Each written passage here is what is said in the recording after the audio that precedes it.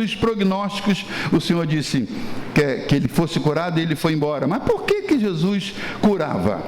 Há 37 milagres especificados nas biografias de Jesus. Ele curou muitos, mas 37 estão especificados. E aí a gente faz um levantamento. Por que Jesus curava? Resposta óbvia, para aliviar o sofrimento das pessoas. Porém, há algo um pouco mais profundo nessa resposta. Ele curava para revelar também quem ele era. Alguns exemplos, algumas razões pelas quais Jesus curava. A primeira delas, ele curava para revelar sua identidade e a glória como Messias, porque as profecias diziam que o Messias que viria seria filho do Altíssimo e ele faria milagres e maravilhas. Então o Senhor curava para revelar também a identidade dele como Messias. Como o Messias viria fazendo milagres, eu estou aqui provando o que as profecias diziam. Segundo, Jesus curava para revelar sua autoridade e seu poder como Senhor sobre todas as coisas. Então, os milagres que ele fazia, não importa se a origem era maligna, se a origem era genética, se a origem era natural, o Senhor curava todo tipo de enfermidade. Por quê? Porque ele queria revelar a autoridade dele, o poder dele sobre todas as coisas. E hoje é a mesma coisa. Quando uma pessoa vem pedindo oração, a gente não diz qual é a razão da enfermidade. É genético? É hereditário? A gente não pergunta, foi um despacho que fizeram? Foi um trabalho que fizeram para ele? A gente não pergunta, foi causado porque estava no hospital e pegou uma infecção? Foi transmitido? Foi adquirido? Foi contraído? A gente não quer saber a origem. A gente aplica o poder do nome de Jesus, porque ele disse, e em meu nome porão as mãos sobre os enfermos, eles serão curados. A gente aplica a palavra independentemente da origem do mal, e Jesus fez isso para revelar sua autoridade como Senhor sobre todas as coisas, e a gente segue a regra. Terceiro, Jesus curava para revelar sua natureza como Deus. Que tipo de Deus? Um Deus compassivo. Uma das características do Deus que nós conhecemos, irmãos, é que ele é um Deus compassivo. Quem aqui já provou da compaixão do Senhor? Ele se compadece de você. O que é compaixão? Vou para o dicionário agora. Compaixão, segundo o dicionário, diz que é... cadê, meu Deus? Diz que é sentimento de profunda simpatia e tristeza por outra pessoa em sofrimento. Não é apenas a simpatia por alguém que está sofrendo, mas é tristeza pelo que a pessoa está passando. Isso é compaixão. E em todos os casos que Jesus curou pessoas, ele foi movido por isso, por compaixão. Vou te dar 3 exemplos. Mateus 9,35. Percorria Jesus todas as cidades e aldeias, ensinando, pregando e curando todo tipo de doenças e enfermidades. E ao ver as multidões, Jesus se compadeceu delas. Mateus 14,14. Jesus viu uma grande multidão, compadeceu-se dela e assim curou seus enfermos. Você vê o que o movia a curar os enfermos? Era a compaixão. Aí você diz assim, não, ele queria muitos seguidores. Irmãos, os seguidores que Jesus queria, ele conseguiu. E você não vê Jesus fazendo milagres de cura na vida dos discípulos, a não ser na vida da sogra de Pedro. Não há outros relatos de curas na vida dos discípulos. Por quê? Ele não queria que seus discípulos o seguissem pelos favores que recebiam dele, mas sim pelo ensino que ele transmitiu para eles levarem adiante. Agora, e o resto do povo? O resto do povo vinha para receber um milagre, uma cura. Aí você diz, eles ficaram com Jesus? Nenhum deles. Cadê esse homem do tanque de Betesda? Cadê o de João 9, curado de cegueira? Cadê os leprosos que o Senhor curou lá no caminho? Nenhum deles apareceu. Na cruz, quando o Senhor estava lá preso, só João, nem os discípulos, nenhum dos enfermos que ele curou, multidões que ele alimentou, 20 mil que ele alimentou e deu pão e peixe, ninguém apareceu. Por quê? É a mesma coisa hoje, irmãos. Não espere que as pessoas que vão seguir na nossa igreja são aqueles que receberam milagres do Senhor. Não é.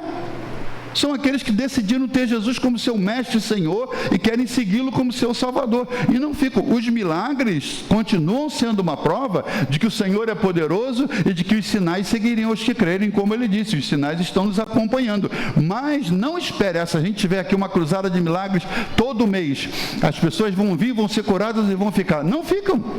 Não ficam. Isso é provado, isso é estatístico. E o caso de Jesus prova isso. Mas ele fazia milagres também para revelar sua autoridade como Senhor de tudo e como Deus compassivo que ele é.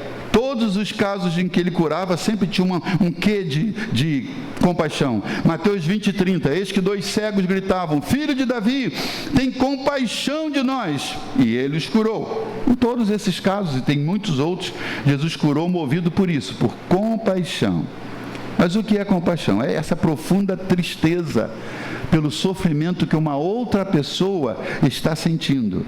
E se a gente pudéssemos colocar a compaixão em um grau, não sei se você já viu nos hospitais, isso é uma convenção internacional. Todo lugar do mundo que você for, tem um chartzinho, um cartãozinho assim, qual o nível da sua dor? Aí tem as carinhas amarelinhas e tal, até que fica um vermelho bufante, né? O sujeito assim, de 1 a 10, qual é a sua dor? Eles perguntam, de 1 a 10, qual é a sua dor? Se você disser que está com grau 4, irmãos, você vai ser esquecido no final da fila. Então você tem que fazer cara de mal, 10, 11 e tal, é para fazerem alguma coisa. Mas existe um grau de dor, assim como existe, pelo menos na minha mente, um grau de compaixão. Imagina que há uma escala de 1 a 10 na compaixão. Como a gente pode comparar que tipo de compaixão a gente está desenvolvendo? Quando seu filho, ou mais forte ainda, seu neto, para os que são avós, quando seu neto está enfermo, né? Uma coisa é quando meu genro liga e diz, a Aninha está enferma, meu coração, o que ela tem? Já levou no hospital? Já tomou? Fico movido de compaixão, ela está em dor, ela está com muita dor. Aí meu coração se compunge, se aperta, eu sinto um grau de compaixão, vamos lá, número 8. Mas quando diz assim, o Zion, que nunca reclama de dor, reclamou de dor hoje. E estou levando ele no médico. Ou levei fulano no médico, no dentista, e ele não conseguiu pegar anestesia, ele chorou muito. Esse grau, irmão, vai para 10. Você fala, neto não pode passar dor. Aí você começa numa compulsão diante de Deus.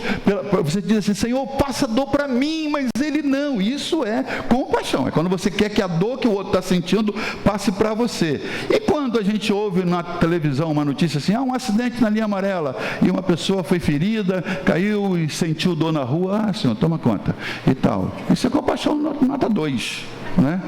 Porque você não se quebrantou, meu Deus, no dia seguinte eu estou pensando naquela pessoa que se machucou ontem no acidente ainda, já vieram tantos outros acidentes, mas compaixão tem grau. Aí eu te pergunto, qual seria o grau de compaixão de Jesus por nós quando nós estamos sofrendo? Que grau você acha que ele tem de compaixão por você quando você está numa luta, numa dor, num luto, você tem uma perda? Qual é o grau de compaixão? Como é que a gente pode analisar? João capítulo 11, do verso 1 ao verso 6, quero ler apenas esses versículos que dizem assim, um homem chamado Lázaro estava doente. Ele era de Betânia, da aldeia de Maria e de sua irmã Marta. Esta Maria, cujo irmão Lázaro estava doente, era a mesma que ungiu o Senhor com perfume e lhe enxugou os pés com os seus cabelos. Por que João conta isso? Para mostrar o relacionamento, irmãos, a ligação. Jesus ficava lá, Maria ungiu os pés de Jesus com seus cabelos, secou com seus cabelos, ungiu com perfume e enxugou com os cabelos. Por isso as irmãs de Lázaro mandaram dizer a Jesus, elas tinham autonomia para isso, aquele que o Senhor ama está doente. Olha a conexão, não é qualquer um, é aquele que o Senhor ama, que sabe o nome, que visita a casa, que come com eles. Ao receber a notícia, Jesus disse para os discípulos, essa doença não é para a morte, mas para a glória de Deus, a fim de que o Filho de Deus seja glorificado por meio dela. O Senhor recebe a notícia que um amigo íntimo está enfermo, está mal, e ele diz para os discípulos, essa enfermidade não é para a morte. Ora, Jesus amava Marta e a irmã dela, João está explicando, e também Lázaro. Quando soube que Lázaro estava doente, além de dizer para os discípulos que a enfermidade não era para a morte, ainda se demorou 2 dias no lugar onde estava. Tranquilidade que só Jesus tem. Não é? Você está no desespero por um filho enfermo. Os médicos disseram, não sei como é que... A situação é difícil, não há mais tratamento, a coisa está pegando, aí você vai... Os médicos já desenganaram, os remédios já concluíram o trabalho deles, os tratamentos não são suficientes. Para quem que você recorre? Para quem você tem servido a vida inteira. E você vai lembrando para ele, Senhor, eu tenho te servido a vida inteira. Senhor, e agora o filho está lá e tal. Aí você não ouve Jesus dizer, mas ele está falando assim, eu não vou agora. Como é que você fica? Nós sempre achamos que temos limites pré-estabelecidos para suportar lutas, encarar enfermidades e problemas. E o Senhor sabe que esse limite ele é elástico. Você pode aguentar um pouco mais. Então, quando você diz assim, Senhor, não aguento mais, Ele olha lá de cima, quem sabe olha para os anjos e fala assim, aguenta, Ele aguenta um pouco mais. Aguenta assim. O Senhor não vai atuar agora? Não, não, ainda não. E aí você aqui embaixo desespera, às vezes desespera tanto que chega a praguejar, chega a falar, o que adianta servir esses anos todos, meu tempo na casa e tal, meus dízimos, tem os mais ousados que falam, eu sou dizimista esse tempo inteiro, eu ainda oferto, ajudo a comprar um terreno e tal, agora na hora que eu preciso, é que o Senhor vai usar pedagogicamente esse período em que você está clamando, porque você não é o cara que clama sempre.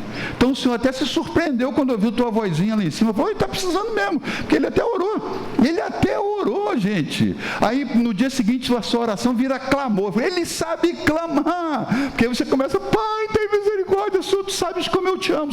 Tem tempo que eu quero ouvir um negócio desse no osso. Ele disse até que me ama. Olha como ele está quebrantado. Aí o Senhor começa a fazer assim, não pode curar logo agora não, pode resolver não, porque está tão bom esse relacionamento, eu quero melhorar isso. Como que ele melhora? Piorando. Sabe aquele versículo que não está na Bíblia? Tem que piorar para melhorar? É bíblico, não é bíblico, mas é divino. É divino. Deus deixa piorar. Irmãos, ponha o inimigo para fora da situação, com essa história de é o diabo no meu calcanhar. Deixa ele longe. É Deus no relacionamento contigo, vendo que você é tão ruinzinho no relacionamento com ele, que quando você se aproxima através de uma dor, a dor é pedagógica, é terapêutica, e Deus se aproveita. Mesmo ele tendo um grau de compaixão tão elevado por nós, ele faz como fez aqui. Jesus sabia que ia ressuscitar Lázaro, sim ou não? Sabia? O texto continua. Quando ele chega na aldeia, depois que Lázaro já tinha sido piorado, já tinha sido morto, velado, enterrado, e agora a porta do sepulcro fechada, ele chega. Continuava sabendo, ele não estava dizendo, me atrasei, Maria, desculpa, Marta querida, ai, que pena, morreu? Ai, agora não dá mais. Não, ele sabia, ele tinha dito para os discípulos, não é para a morte, e ele agora diz para Marta, que chegou primeiro, Marta, teu irmão há de ressurgir. Segunda vez que ele confirma, ele vai ressurgir. É no último dia? Não, Marta, estou falando, eu sou a ressurreição e a vida, a ressurreição chegou, a vida está te visitando. Ok, lá vem Maria, Senhor, se tu estivesse aqui, Maria, já falei para os discípulos, já falei para sua irmã, vou falar para você, teu irmão há de ressurgir. Onde está? Já está, cheira mal e tal. E aí o texto vai para o versículo 34, que é o que eu quero que você leia quando você estiver em agonia, irmão, lutando com um problema, uma luta, uma enfermidade, um sofrimento, e você achando que que o Senhor não se importa, vá para João 11, que você vai ver o grau de compaixão do Jesus que você tem servido. Olha só, depois de declarar 3 vezes que Lázaro voltaria à vida, por que ele não chegou gritando assim, vamos festejar, vamos celebrar, vamos aplaudir, porque Lázaro vai ressuscitar daqui a uns dias? Ele chega, respeita o luto e a dor das irmãs e dos que estavam lá, os outros familiares e amigos. E a Bíblia diz no versículo 34 e 35, quando Jesus viu que Maria chorava e que os judeus que a acompanhavam também choravam, isso indo para o cemitério, lá para o sepulcro, Jesus agitou-se no espírito e se comoveu. Você já sentiu isso? De repente dão uma notícia e você... parece que o coração sai do ritmo, você se agita no espírito. Isso acontece para o bem e quando você tem uma notícia ruim. Às vezes dentro da casa de Deus, você está aí simplesmente louvando e tem um momento que seu coração parece que entra no ritmo e você é tocado e as lágrimas vêm naturalmente e você levanta. Aí é uma adoração genuína, que não é promovida por um músico pedindo, vá, ou um pastor dizendo, bata palma, fale, adore, diga aleluia. Não, o seu coração se move naturalmente. É o que diz o texto. Jesus, mostrando-se humano como nós somos, agitou-se no espírito e se comoveu. Ele não usava óculos, mas eu imagino que ele está falando, onde o puseram? Está ali, Senhor. E nessa hora ele olha, Maria está chorando, os judeus chorando, e ele olha aquilo e ele se comove espiritualmente, chora, começa a chorar, diz o texto no versículo 35, e Jesus chorou, o que é traduzido, de maneira muito simplória, de um texto que está dizendo, choro profundo com tristeza intensa. sentiu a tristeza intensa de Maria e dos companheiros dela, e ele se comove e ele chora. Não é aquele chorinho, irmão, de carpideira, não é aquele chorinho que você às vezes vai no velório para fazer graça com quem está chorando morto. Ah, é verdade, era uma boa pessoa, choro de rico que é só no nariz, né?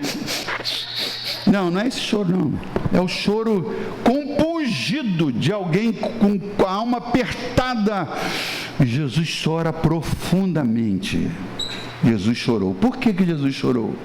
Porque ele podia sentir o nível de sofrimento das irmãs e do povo ao redor. Esse é o nível de compaixão de Jesus, tão profundo que ele pode sentir a sua dor, o seu luto, a sua tristeza que você está enfrentando, ele pode sentir, e ele se faz amigo nessa hora, simplesmente como a Bíblia ensina: chorai com os que choram e se alegrai com os que se alegram. Como é que você faz quando tem uma pessoa que perdeu um familiar? A sociedade nos ensina a ser partícipes da dor, então a gente chega e diz: meus pêsames, minhas condolências. Isso não ajuda em nada, ajuda, irmão? Não ajuda em nada. Mas Jesus ensinou uma fórmula muito mais efetiva e muito mais simples. Você chegou lá, a pessoa está chorando, chora com ela. Pronto. Ela vai dizer: ele entende o que eu estou sentindo, o que eu estou passando. Chorai com os que choram. E a pessoa se alegrou porque ganhou um filho, comprou um carro, teve um emprego, foi promovido. O que você faz? Você só se alegra com ele. E outro dia eu também consegui isso, e eu comprei um carro melhor que o seu. Irmão, faz o que a Bíblia está mandando. Ele está alegre, se alegre com ele. Ele está chorando, chora com ele. É só isso. É difícil, tem que desenhar. Chorar com os que choram, se alegrar com quem se alegra. Isso você vai cumprir a palavra. Jesus fez isso, chorou com ela. Próxima vez que você estiver em sofrimento e achar que Deus não está se importando, abra sua Bíblia, João 11, leia a história de Lázaro. Diz: se ele chorou com Maria, ele está chorando comigo a minha dor, e ele vai intervir na hora certa.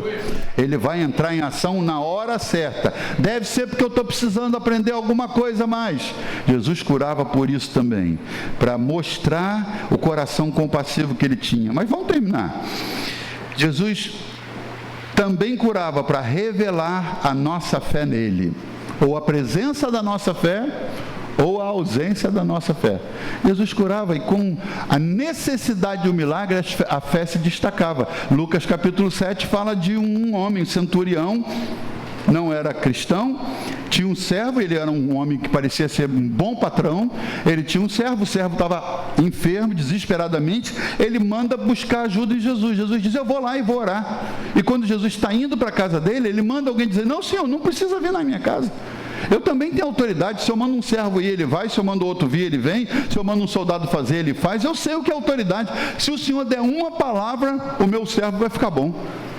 E Jesus disse assim: nem em Israel eu vi fé como essa. A necessidade de um milagre fez a fé daquele homem se revelar e servir de referência para a gente estar falando nele até hoje. O Senhor falou: nem em Israel. Como é que o Senhor se refere à sua fé na hora da sua luta? Será que ele também diz isso? Nem em Caxambi eu vi fé como essa. Como é que o Senhor fala de você para os anjos, para o maligno? Porque ele dá testemunho de nós.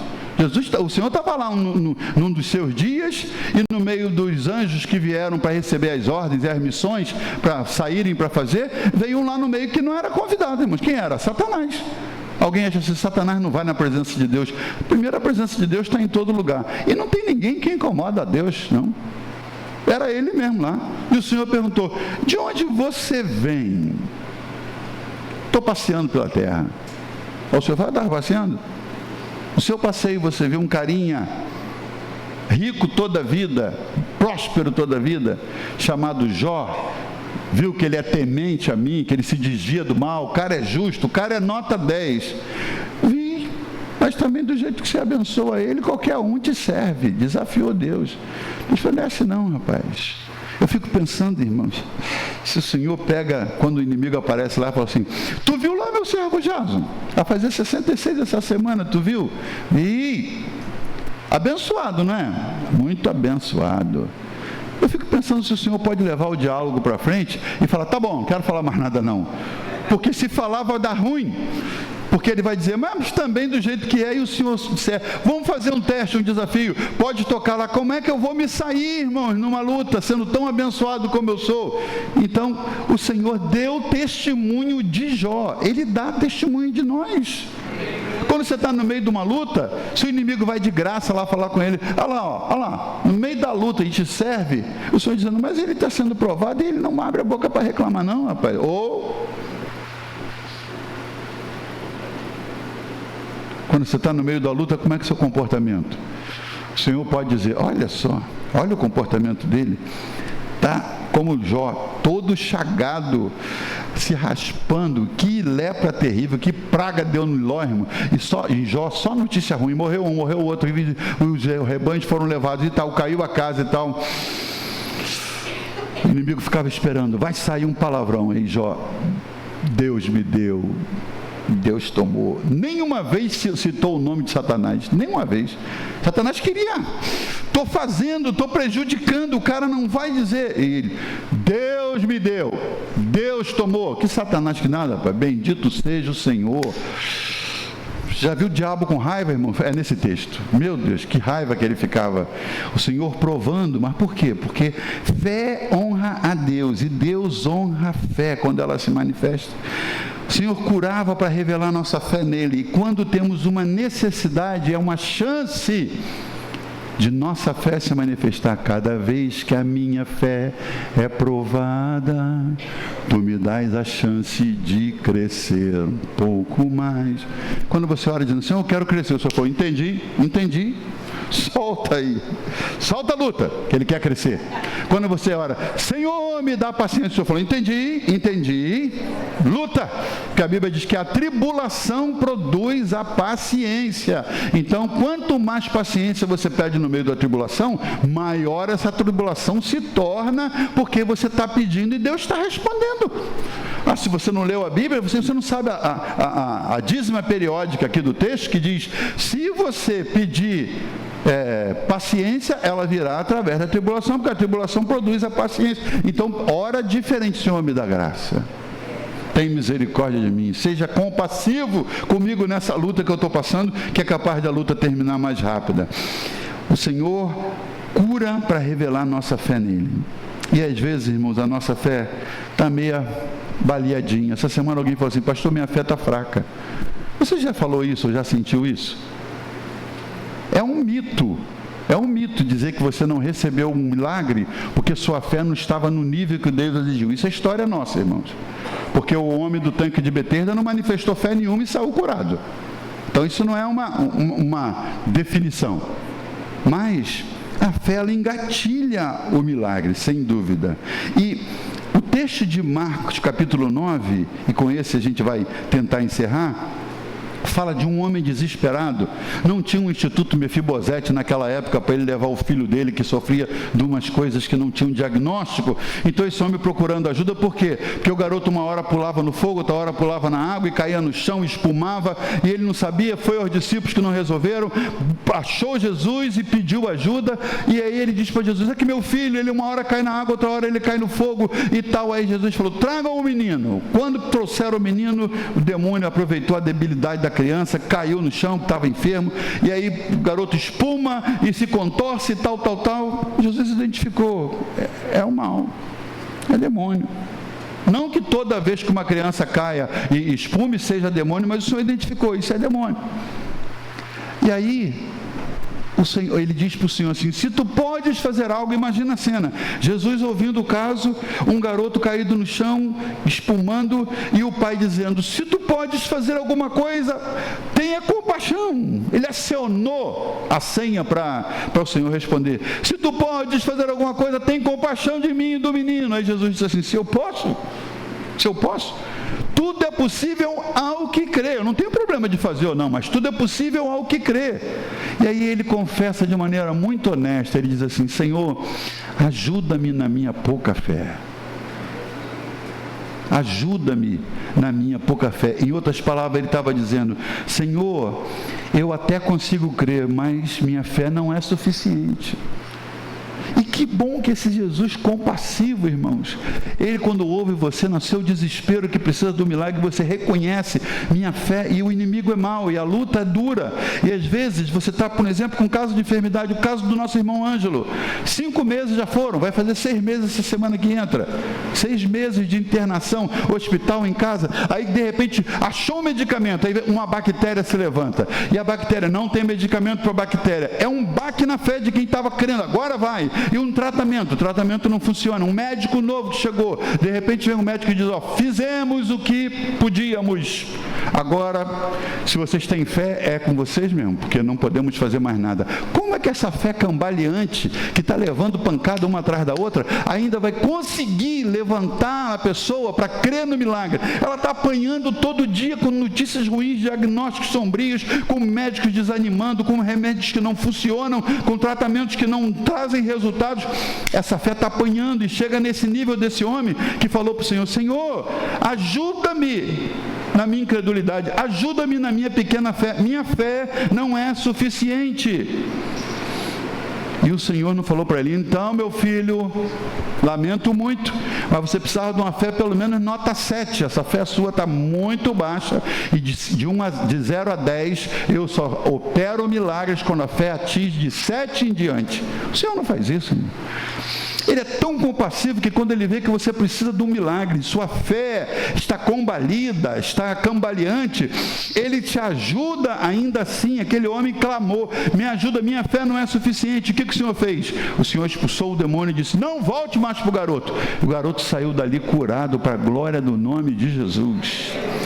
Jesus cura também para despertar a nossa fé nele. Ele fez isso. O texto diz em Tiago capítulo 5, está alguém entre vós enfermo? Olha que conexão linda, irmãos. Está alguém entre vós enfermo? Chame os elders, em inglês fala elders. O que são elders? São os maduros da igreja, são os presbíteros, chame os anciões, de acordo com a versão que você tem. Mas Tiago está escrevendo, está alguém entre vós enfermo? Chame os mais maduros da igreja, os líderes. Por quê? Porque eles são especiais? Não, irmãos. Porque eles têm um poder sobrenatural para curar enfermos? Também não. Eles podem te ajudar, e qualquer pessoa na casa de Deus que estenda as mãos por ordem do Senhor, que disse, e porão as mãos sobre os enfermos e serão curados. Mas por que Tiago disse, está alguém enfermo? Chame os mais maduros. Porque os mais maduros já passaram por experiências semelhantes, onde a fé foi exigida e a resposta veio, então eles podem se juntar a você e te ajudar com a sua fé pequena, para que a resposta venha. E o mesmo texto diz, e a oração da fé salvará o doente, o Senhor o levantará, e até se houver cometido pecado, ser-lhe-ão perdoados. Por isso que é uma orientação bíblica. Você está com um problema em casa, está enfermo, chama os mais maduros, chama os líderes da igreja para orar por você. Todos os líderes aqui dessa igreja já viram tantos casos, tantos milagres acontecerem, que vão orar por você e vão te ajudar se a sua fé é pequena, como o pai daquele garoto que estava sendo atormentado por aquela enfermidade. O Senhor tem intenção de fazer isso e fazer isso hoje. Mas eu quero terminar falando de uma enfermidade que todos nós temos no nosso sangue, uma enfermidade chamada rebeldia contra Deus. Nascemos com esse mal, irmãos. Ele é pior que câncer, ele é pior que Alzheimer, ele é pior que demência, ele é pior que tuberculose.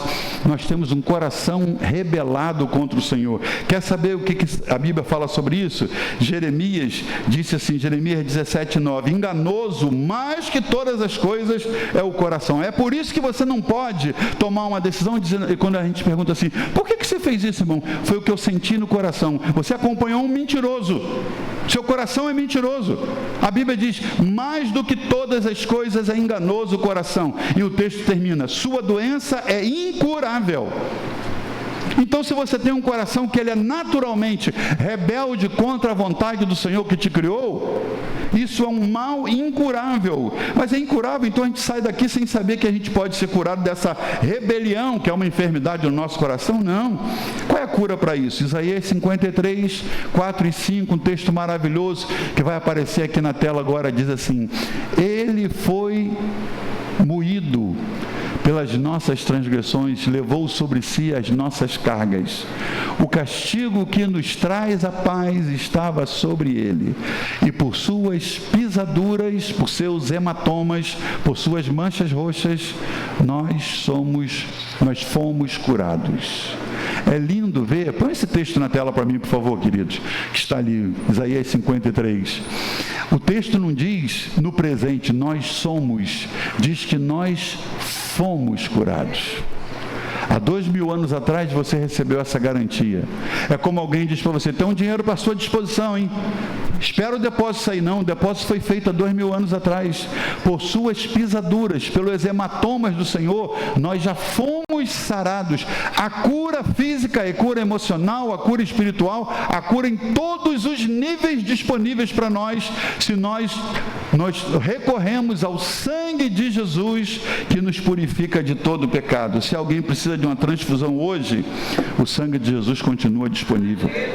Eu preciso que você fique de pé, por favor. Essa é uma garantia que Isaías escreveu, registrou para nós. Ele levou sobre si a nossa culpa e foi moído pelas nossas transgressões. O castigo que nos traz a paz estava sobre ele. Sabe qual é o problema desse mal com o qual nós nascemos?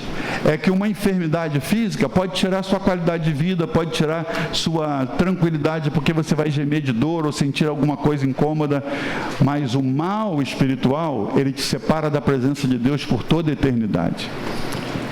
E essa manhã, início de tarde, o sangue de Jesus continua disponível e é o único antídoto para esse mal que Jeremias falou que é incurável, um coração rebelde diante da vontade do Senhor.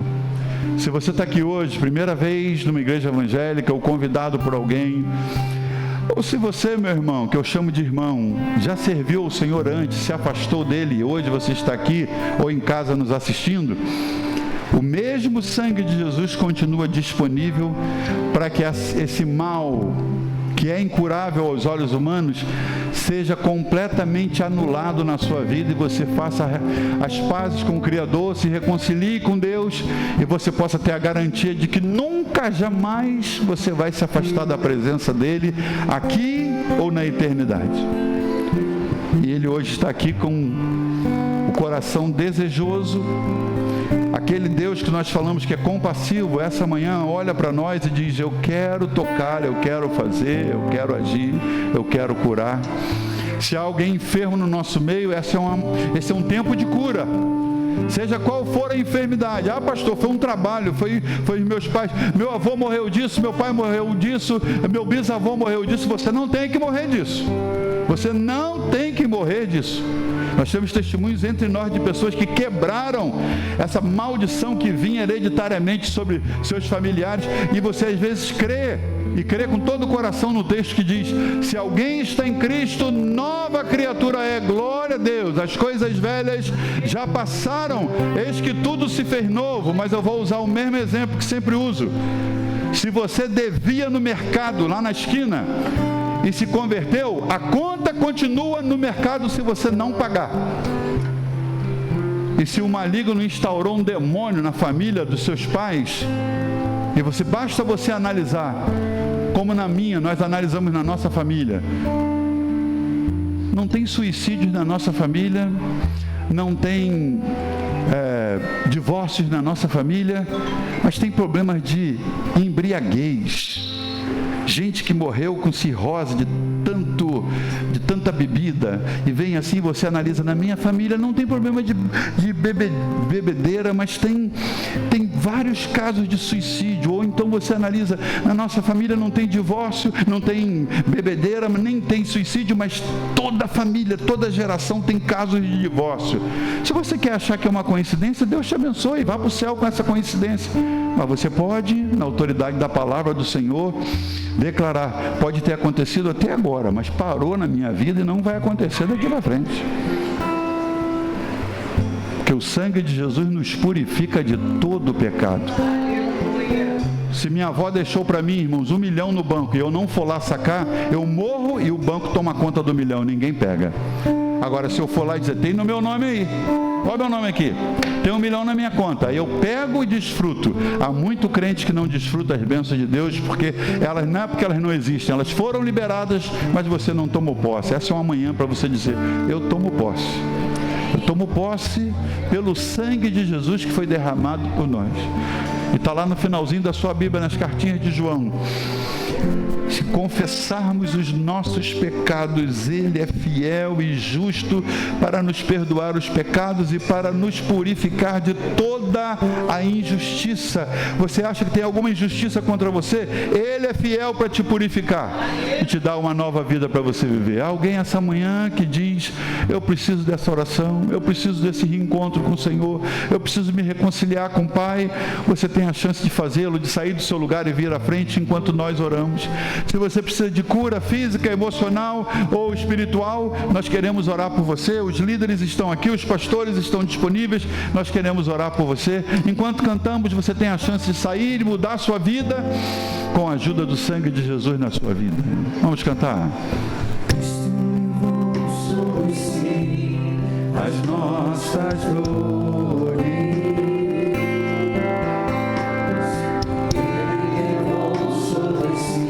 Ele levou. Tinha um castigo para você, mas o castigo que nos traz a paz. Deus te abençoe. E por suas chagas. Deus te abençoe, querido. O que mais Ele fez? Ele levou sobre si as nossas maldições. Ele levou, você não tem que carregar mais. Ele veio para que tivéssemos perdão. Olha o sangue dele, o seu sangue derramou para nos resgatar das trevas e nos lavar.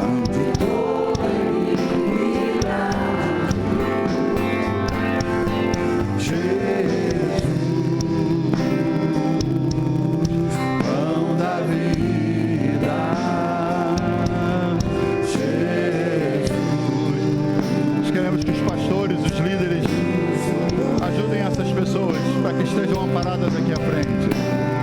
Príncipe da paz, Ele é maravilhoso, conselheiro, fonte de eternidade, amor. Quem Ele é? Jesus.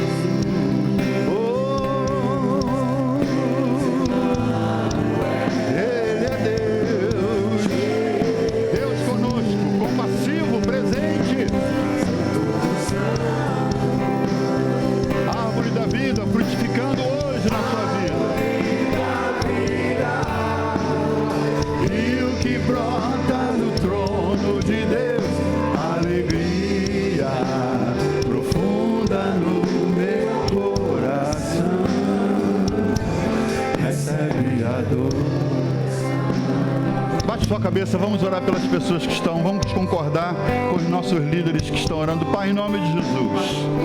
Em nome de Jesus, depois da tua palavra, e a palavra produz fé no coração. É na Bíblia que está escrito que a fé vem pelo ouvir a palavra de Deus. Nós ouvimos tua palavra e nessa manhã viemos declarar, Senhor, ainda que nossa fé seja pequena, viemos declarar, Senhor, que o milagre vai acontecer. A fé vai engatilhar o milagre essa manhã. Naqueles que estão longe de Ti, que hoje se aproximam, daqueles que não Te serviam e começam a Te servir hoje, daqueles que estão dando o coração para Ti, Senhor, retornando à Tua casa, à Tua presença, se reconciliando com o Pai nessa manhã. Nós Te agradecemos pela obra que o Senhor está fazendo e declaramos, Senhor, um novo nome, uma nova identidade, um novo destino, um novo Senhor sendo declarado na vida, Senhor, de cada um desses. E os que estão, Senhor, aqui porque precisam de cura, nós declaramos cura física, declaramos cura espiritual, declaramos cura em todas as áreas, Senhor. Oh Deus, cura dos traumas, almas, cura emocional, Senhor, nós declaramos. Em nome de Jesus, nós declaramos toda enfermidade física, emocional, espiritual, banida agora em nome de Jesus. Nós declaramos pelo poder do nome de Jesus e pelo poder do sangue derramado, pecados perdoados, nós declaramos. Pecados perdoados, nós declaramos nessa hora em nome de Jesus. Maldições quebradas em nome de Jesus. Uma nova vida sendo iniciada, Senhor, a partir de agora, nessa vida e na família que representa em nome de Jesus. Nenhuma acusação do maligno, Senhor, fica de pé diante do sangue de Jesus que nos purifica de todo pecado. Nós declaramos, em nome de Jesus, Jesus, Deus Emanuel, Jesus. Se você está entregando sua vida para o Senhor, nós temos um presente, nós temos algo para te dar, uma orientação para que você possa se envolver num curso e ser criado, crescido na presença do Senhor. Rio que brota do trono de Deus, alegria profunda no meu coração. Diga para ele, recebe adoração.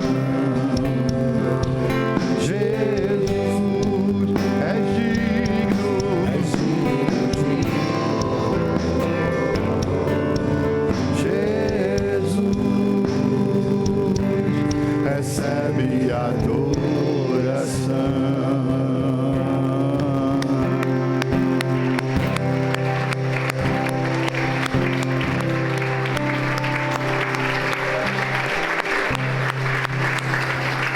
Se você está entregando seu coração para Jesus essa manhã, nosso irmão Márcio e a Kelly tem algo para compartilhar com você. Nós temos um presente para você.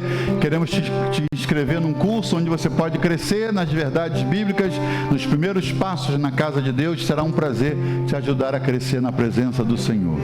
Pega na mão do seu vizinho aí. Isso. Até a pastora Fátima veio hoje, minha mãe emprestada aqui, acompanhada da sua escudeira fiel. Pai, nós queremos ministrar a Tua graça àqueles a quem estamos tocando nessa manhã, Senhor. Como aquele homem que disse, ajuda-me na minha pequena fé, que a fé de um possa ajudar a fé do outro, Senhor. E assim, fortalecidos uns pelos outros, orando uns pelos outros, possamos crescer juntos. Nós abençoamos o Teu povo, te agradecemos por essa manhã especial na Tua casa. Abençoamos o restante desse dia, Senhor. O retorno aos lares, Senhor, a refeição, as refeições desse dia ainda, o Teu cuidado conosco. Que seja uma tarde para celebrar o que recebemos pela manhã, Senhor. Com coração grato, nós te oramos agradecidos, em nome de Jesus. E o povo de Deus diz... Deus te abençoe e vão na paz do Senhor. Se eu não estou equivocado, irmãos, conhecendo o povo da minha igreja, deve ter um bolo lá fora esperando por nós.